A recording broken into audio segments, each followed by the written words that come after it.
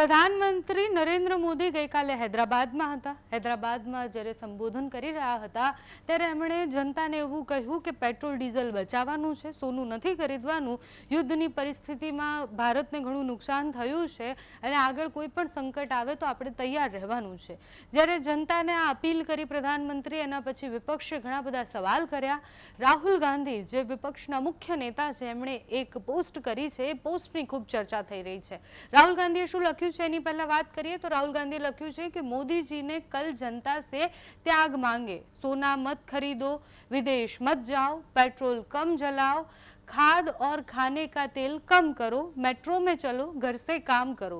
ये उपदेश नहीं, ये नाकामी के सबूत है। એટલે પહેલી લાઈનમાં જે લખ્યું છે કે આટલી બધી વસ્તુ કરવાની પ્રધાનમંત્રીએ કહી, એ અપીલ નથી કરી, એ નાકામી છે કે એ ભારત માટે આ બધું જ ન કરી શક્યા એવું રાहुल ગાંધીનું લખવું છે।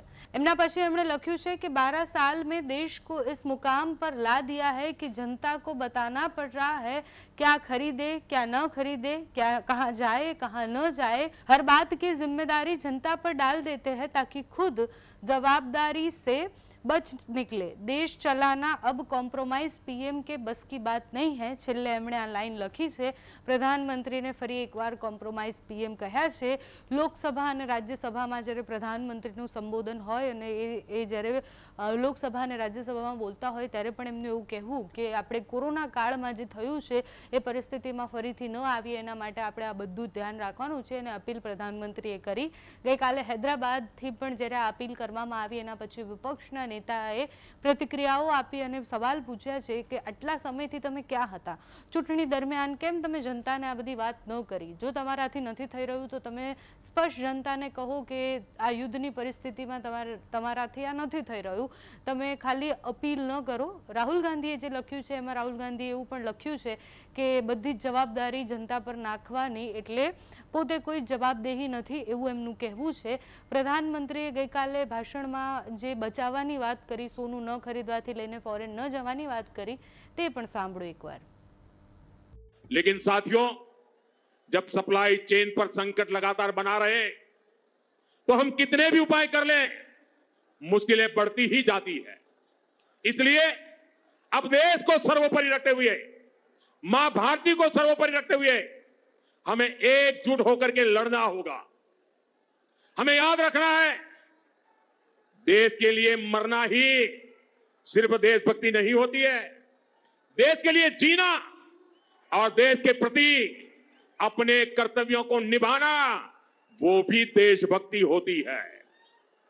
इसलिए वैश्विक संकट के इस समय में हमें कर्तव्यों को सर्वोपरि रखते हुए कुछ संकल्प लेने होंगे और उन संकल्पों को पूरे समर्पण भाव से पूरा करना होगा।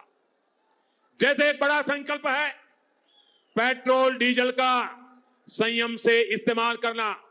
साथियों, हमें पेट्रोल डीजल का उपयोग कम करना होगा। शहरों में जहां मेट्रो है वहां हम तय करें कि हम मेट्रो का ही उपयोग करेंगे, ज्यादा से ज्यादा मेट्रो में ही जाएंगे। अगर कार में ही जाना जरूरी है तो फिर कार पूल करने का प्रयास करें और भी लोगों को साथ बिठा ले।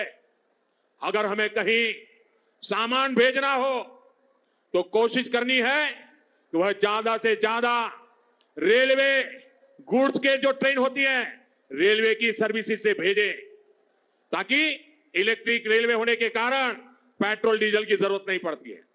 जिन लोगों के पास इलेक्ट्रिक व्हीकल है वो भी कोशिश करें कि इलेक्ट्रिक व्हीकल का ज्यादा से ज्यादा उपयोग करें।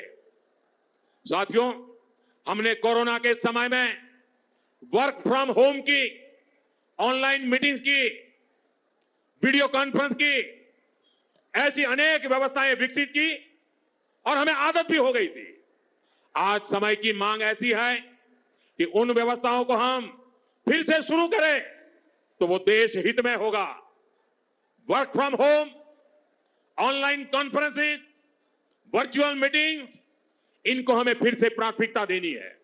साथियों, आज जो संकट है उसमें हमें विदेशी मुद्रा बचाने पर भी बहुत जोर देना होगा, क्योंकि दुनिया में पेट्रोल डीजल इतना ज्यादा महंगा हो गया है पहले से कई गुना ज्यादा कीमतें बढ़ गई है, तो हम सबका दायित्व है कि पेट्रोल डीजल की खरीद पर जो विदेशी मुद्रा खर्च होती है, पेट्रोल डीजल बचाकर हमें वो मुद्रा भी बचानी है। इसके लिए हमारे छोटे छोटे प्रयास भी देश की बहुत मदद कर सकते हैं।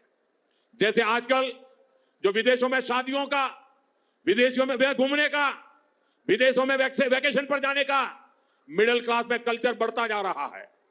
हमें तय करना होगा कि जब ये संकट का काल है और हमारी देशभक्ति हमें ललकार रही है, तो कम से कम 1 साल के लिए हमें विदेशों में जाने की बातों को टालना चाहिए। भारत में बहुत सारी जगह है, वहां हम जा सकते हैं, बहुत कुछ भारत में किया जा सकता है। साथियों, हमें विदेशी मुद्रा बचाने के जो भी रास्ते हम लोग अपना सकते हैं, हमें बचाना होगा। साथियों, गोल्ड यानी सोने की खरीद एक और पहलू है जिसमें विदेशी मुद्रा बहुत अधिक खर्च होती है। एक जमाना था जब संकट आता था, कोई युद्ध होता था, तो लोग देश हित में सोना दान दे देते थे।